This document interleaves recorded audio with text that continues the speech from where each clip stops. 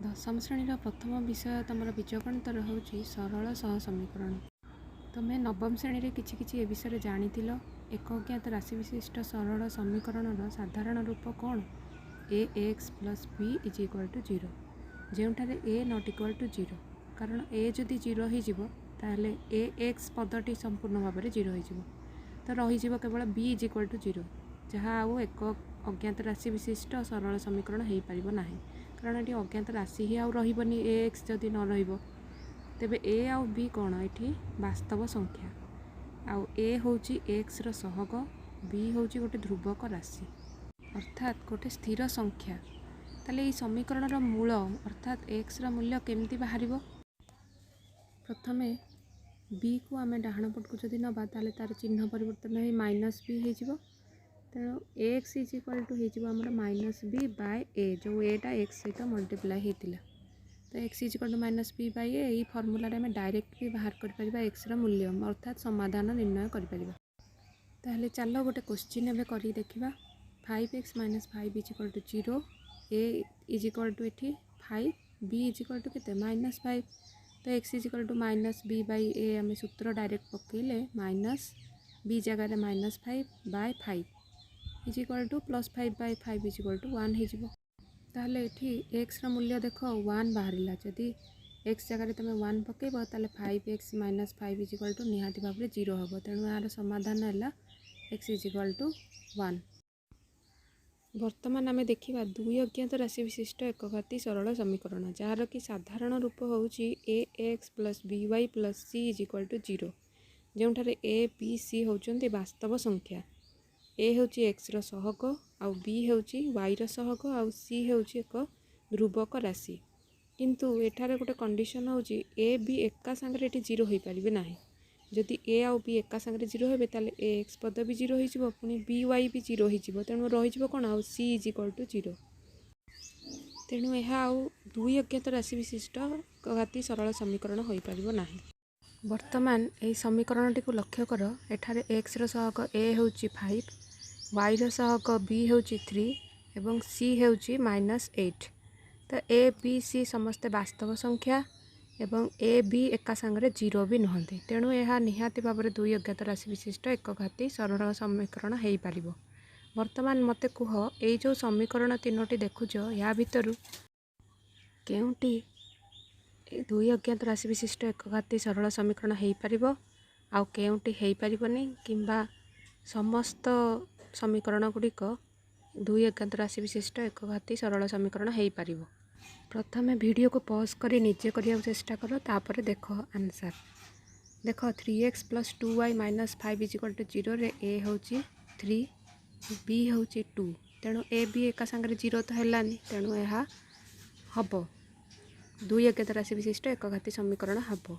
द्वितीय समीकरण लक्ष्य कर 2y minus 2 is equal to 0 एठारे लक्ष्य कर एक्स वाला पद ही ना तेणु ए एक्स इज इक्वल टू 0 जदि ए एक्स इज इक्वल टू 0 माने ए इज इक्वल टू 0 हो निहाती आउ बी इज इक्वल टू 2 तेणु यह एका सांगे ए आउ बी 0 नुहति तेणु यह हम दुई अज्ञात राशि विशिष्ट एकघाती समीकरण। वर्तमान तृतीय समीकरण को लक्ष्य कर 3x minus 3 is equal to 0 एठारे केउ पदटी नाही किए कहि परिबो एठी बी वाई पदटी नाही एवं जो 3x अच्छी ता माने ए एक्स रे एठी ए हूँ 3 बी वाई इज इक्वल टू 0 अर्थात बी निहाती भाव में 0 हो तेणु एठारे मध्य ए 0 नुहे किंतु बी हूँ 0 किंतु एका सांगे ए आउ बी 0 नुहति तेणु यह एक दुई अज्ञात राशि विशिष्ट एकघाती सरल समीकरण हो पार। मु आशा करुँची वर्तमान समस्ते केउटी दुई अज्ञात राशि विशिष्ट एकघाती सरल समीकरण समस्ते चिन्हि पारिबे एवं प्रत्येक समीकरणर एक्स सहग ए वाई सहग बी और सी को चिन्हट करें।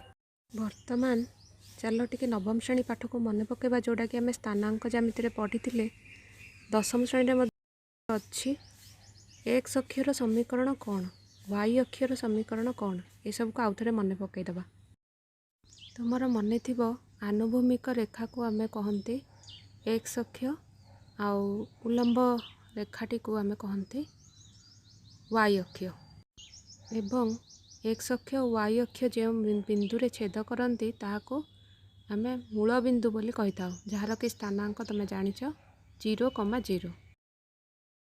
भल कि मन पकाओ नवम श्रेणी पढ़ी तुम एक्स अक्ष उपर क्यों स्थानांकटी 0 थाए, वाई इज इक्वल टू 0 थाए। एक्स अक्षर समीकरण हम वाई इज इक्वल टू 0, कारण एक्स मूल्य आमर 0, -1, -2, -3, -4, 1, 2, 3, 4, 5 किसी भी हो पारे, किंतु वाई इज इक्वल टू सब बेले हम 0।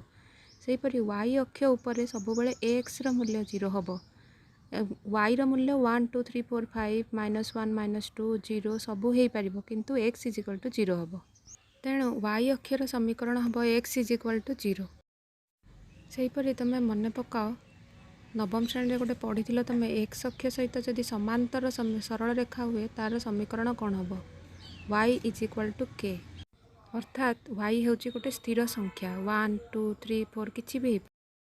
ताहले 3 नंबर क्वेश्चन टी देख, एक्स अक्ष सह समांतर सरल रेखार समीकरण टी निम्नस्थ मध्य केउटी हेइथिबो। प्रथम ऑप्शन अच्छे x plus 5 is equal to 0, ताहले एक्स इज इक्वल टू केते हेइजिबो -5, ताहले एक्स इज इक्वल टू के एठी हैला। द्वितीयटारे अच्छी एक्स इज इक्वल टू 0, थर्डटारे अच्छी y plus 5 is equal to 0, ताको समाधान कले वाई इज इक्वल टू -5 हम। तेणु ये आम पाँच वाई इज इक्वल टू के, तेणु यही ऑप्शन टे ठीक हम। सेहीपरि फोर्थ क्वेश्चन टाक देख, वाई अक्ष सहित समांतर सरल रेखार समीकरण कौन हम, ताले कौन हम किए कहीपर, एक्स इज इक्वल टू के।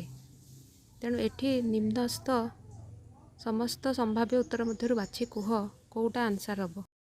एठारे वाई अक्ष सहित समांतर माने एठी एक्स इज इक्वल टू के हम। तेणु प्रत्येक ऑप्शन रो देख कौटा को समाधान कले आम एक्स इज इक्वल टू के पाइबा। भावुची तुम आंसर पाई सारी थी। फास्ट ऑप्शन रे x plus 5 is equal to 0 को समाधान कले एक्स इज इक्वल टू -5 पाइबा, तो ऑब्वियसली यहीटा ही आंसर हम। एबे देख fifth question, x less than 0 y less than 0, अर्थात दीटा जाक नेगेटिव। तेणु पी -x, -y बिंदुटी केउं वृत्तपाद जोटा कि तुम नवम श्रेणी में बहुत थर कर सारी। ताहले एक्स थिला माइनस पुणी गोटे माइनस, तेणु माइनस माइनस होगला प्लस, वाई मध्य माइनस माइनस होगला प्लस। ताहले प्लस प्लस बिंदुटी केउं वृत्तपाद निहाती भाव में प्रथम वृत्तपाद भावुची तुम समस्त मन थी जे वृत्तपाद 4टी अच्छी, Q1, Q2, Q3 और Q4। तेबे यही तुम जेकोसी बिंदुटी केउं वृत्तपाद अवस्थित निश्चित बाहर कर कि केउंटी अक्ष उपर अवस्थित ताकू भी बाहर कर। सेहीपरि जो बिंदुर स्थानांक वाई स्थानांक जदि 0 होइतिबो ताले सेटा एक्स अक्ष उपर रहिबो, आउ एक्स स्थानांक जदि 0 होइतिबो ताले वाई अक्ष उपर रहिबो। तुमे भिडियोटी को रिवाइंड करी आउ थरे देख भल कि डाउट क्लियर कर। वर्तमान आमे शिखिबा गोटे समीकरण पाई लेखचित्र केमती अंकन करबा, आमे स्टेप वाइज शिखिबा। प्रथमे समीकरण टी लक्ष्य कर 5x + 5y - 5 = 0 अच्छी, ताकू आमे y = mx + c रूप में प्रकाश करें, जमती आम नवम श्रेणी में पढ़ी स्थानांक जमती चैप्टर रे।